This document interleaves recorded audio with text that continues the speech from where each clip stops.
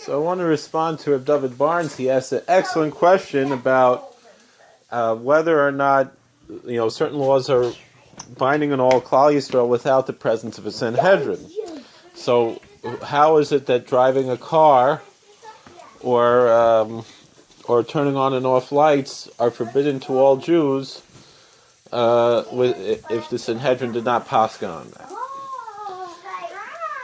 So most likely those two issues can be compared to bigger to issues that the Sanhedrin had already paskined on, and even if not, so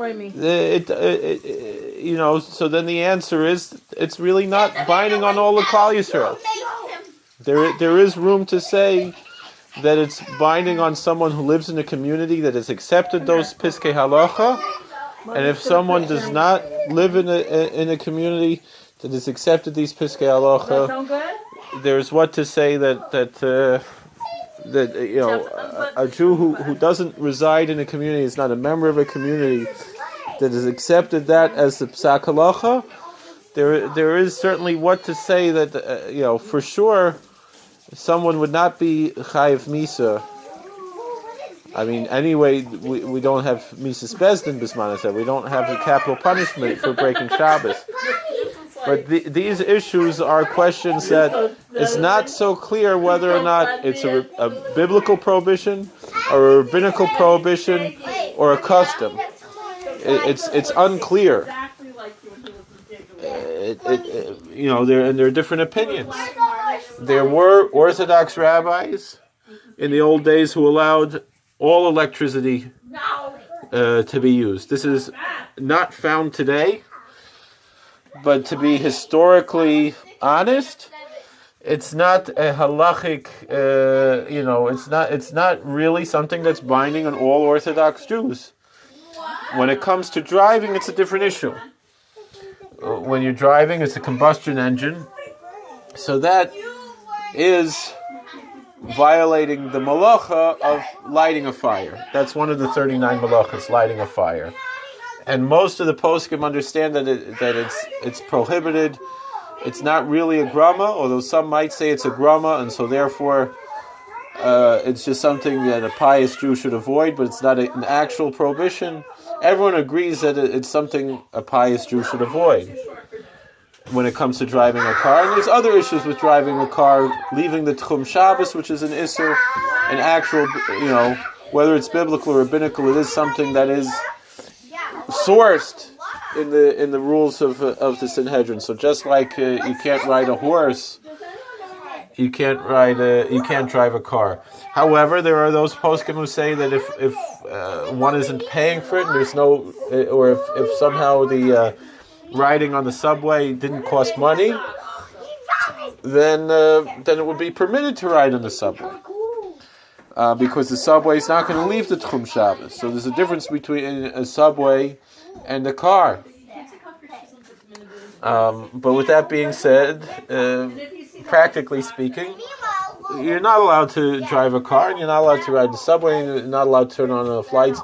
But is it actually binding on all of the Klal Yisrael? No, absolutely. When it comes to lights, generally we say that the incandescent light is similar enough to fire that it produces both light and heat. Or the same thing with the electric stoves that produce both light and heat. They're similar enough to fire that at least could most likely be considered to be fire midarabanan. It's hard to actually say that, and there are opinions that disagree. But generally, that's the way that I approach it. When it comes to an incandescent light or the electric stoves, those are similar enough to fire that it's very good to be careful to avoid that totally. When it comes to other electric devices, we talk about LED lights and things that don't produce heat, fluorescent lights, and so forth. It's something that a pious Jew should avoid, but there's most likely no actual Isser in it. The Chazon Ish, however, he has a Chumrah and a Chiddush that he says it is an actual biblical prohibition, a Torah prohibition, one of the Lamed Tes Malachos of bona, completing the socket is a circuit rather. Completing a circuit is building. There's also an opinion that it's makabeh patish, which is one of the 39 malachas. So that would be, there are those opinions that are like that, and that's why one should be careful. But there's also room to be lenient to a certain extent, and different poskim have different opinions, and generally the majority of poskim, have this. But I'll tell you. You want to hear from it, you're asking about Hallel and Hayir and things like that. Meir Kahana, who believed in saying Hallel and Hayir, you can find a video of him. He's speaking at YU, and he said, if all the poskim, he said, we don't ever say in Hebron Bisman Hazeh, and if all the Gedolim, all the poskim say one thing, and the Belzer Rav or the Belzer Dayan, whatever, has a different psak, what do you think the Belzer Chassidim are going to do? He said they're going to follow their Rav, they're going to follow their diet, and they would be right, because we don't... And so the thing is, most of Klal Yisrael, most of the Orthodox rabbis, in fact, really all the Orthodox rabbis today prohibit the use of electricity and driving a car and so forth. And so therefore, it's going to be hard to find a community that doesn't accept it. Theoretically, could you start a new community that allows it? It's maybe, because in the old days it was. In the old days there were very strict Orthodox, ultra-Orthodox rabbis who totally permitted the use of electricity on Shabbos, and for that reason even rabbis who are generally lenient about a lot of things won't get into the politics of this. And even a lot of Rabbanim, when they've spoken up about this, to be mater something like this, that uses a grama and fulfills the halachic requirements, they were bullied. Rabbanim who I know, they were bullied not to, big poskim, Rabbanim who I look up to, politically they were bullied not to be mater such a thing, or they will say, ask your own posik, ask your own rav. We're talking about issues where they did things that made it that it shouldn't be a halachic issue.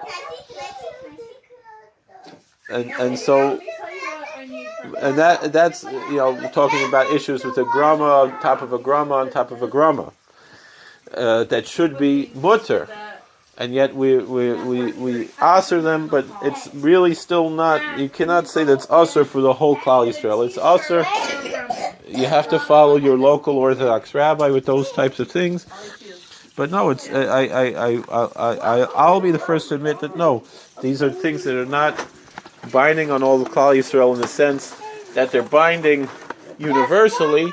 They're binding because each community on its own has accepted this, and that's why it's prohibited. And so too, you could argue that a community that they want to say Hallel on Hayir or something, I think it's very hard to say that you should say a bracha. That's very difficult. But stam to say Hallel without a bracha, if you're following your own Rav, your local Rav, that's what I know.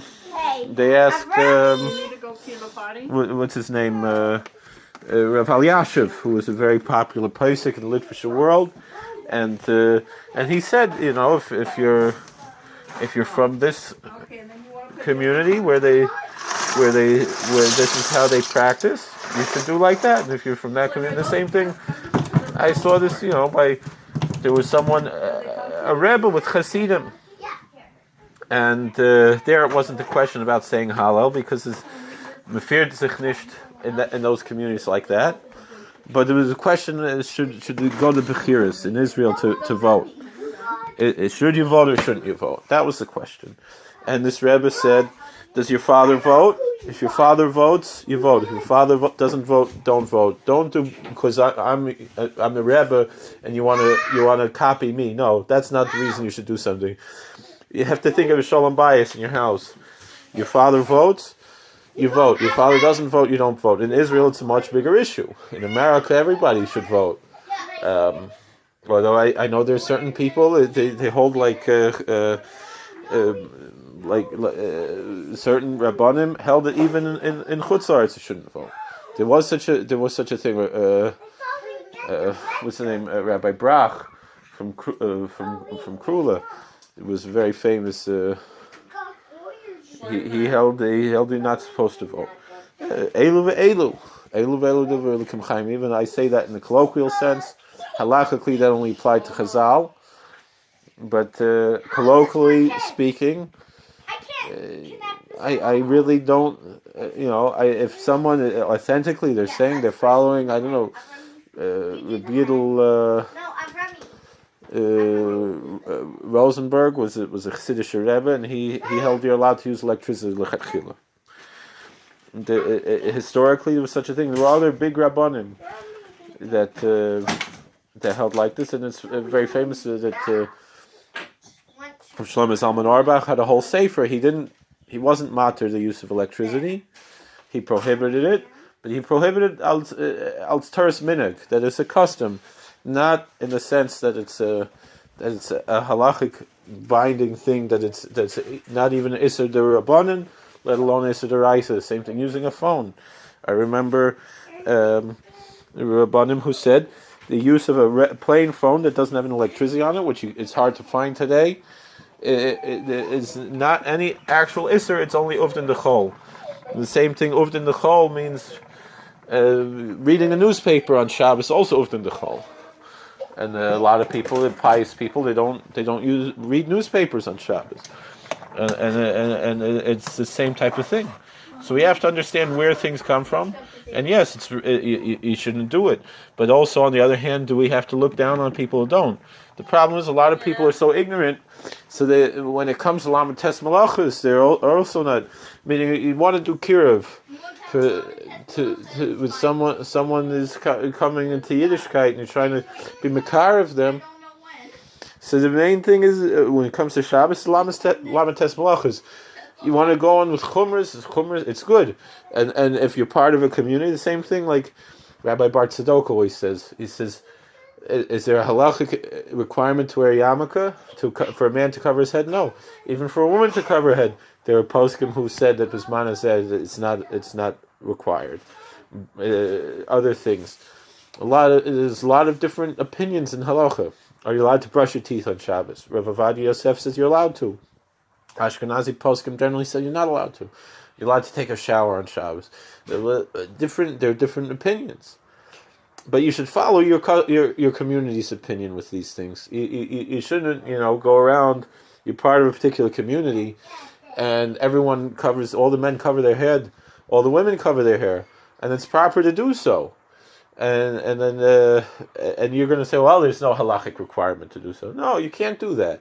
You can't be yotzim naklal. You have to follow the standards in your community, and so too, in the same sense, when it comes to these questions with electricity, and even a lot of these things, to be honest, driving, there's much more of an isser for many reasons, but using electricity, especially when you're talking about something that does not produce both light and heat, there's certainly what to say that it is prohibited, that it's a biblical prohibition, and there's those who say that it's a rabbinical prohibition. All these things are opinions, and so you follow what's normative in your community. That's the same thing with kashrus. A lot of things with kashrus, generally in America, what's normative is the standards of the OU. The truth is, to us, a lot of the standards of the OU are lenient. With other things, the truth is, a lot of things are actually strict. And you have to follow what's normative in your community. You can move to a different community where things are different. And so essentially, what the problems when it comes to conservative and reform, the conservative, they generally, for a long time, the conservative were saying you have to keep Lamed Tes Malachos. And they were saying you have to keep Taras Mishpacha, and there really wasn't much of an issue. The same question with the Mechitza, you could talk the same issue. Shulchan Aruch doesn't mention Mechitza. Is it really binding on the whole Klal Yisrael? But unfortunately, what it's come to with the reform certainly is heresy, and even many of the conservatives today are heretics. So some of the you have heresy has creeped into the conservative community, and so it's a problem. That's why we should stick with the Orthodox. But there are some people who are in the conservative community who are essentially Orthodox, but they're very rare. It's not like it used to be. So in the old days, you had Erlich Rabbanim, Aryeh Kaplan, who's a very popular Erlich Rav. He was a rabbi at a conservative shul. You have to know the history. You have to know a lot of these things. But so no, turning on and off lights, I would say it's not something that's binding on all Klal Yisrael. If you but the thing is, all the poskim have accepted that it's something we don't do.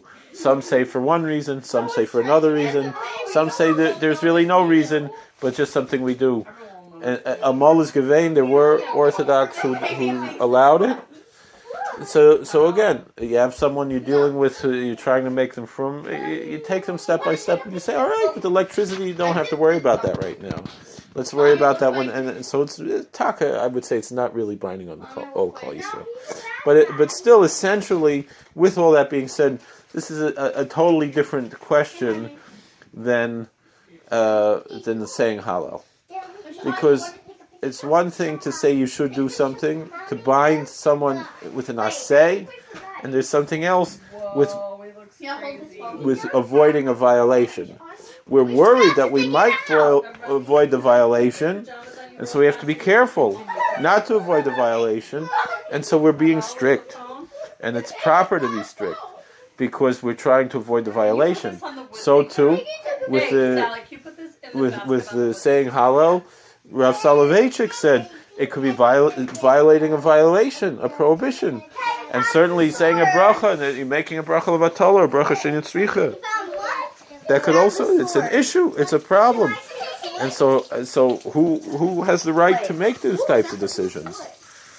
And so there is still a difference between this question of saying Hallel on Ha'ir and the question of doing electricity or driving on Shabbos. But still, with that being said, please don't drive on Shabbos. Please don't use electricity on Shabbos, because that's what we don't do it. That's just not what we do. The reasons, there are many different reasons. There are many different opinions, and some opinions might actually say it's actually permitted, but we don't do it anyway. Just because something's permitted, we don't be Kadosh and Tiyu. Don't be a novel b'reshus Torah. So that's the answer that I can give. Thank you for watching. God bless. Please like, share, and subscribe. I don't know if you were able to hear me, and if not, you let me know.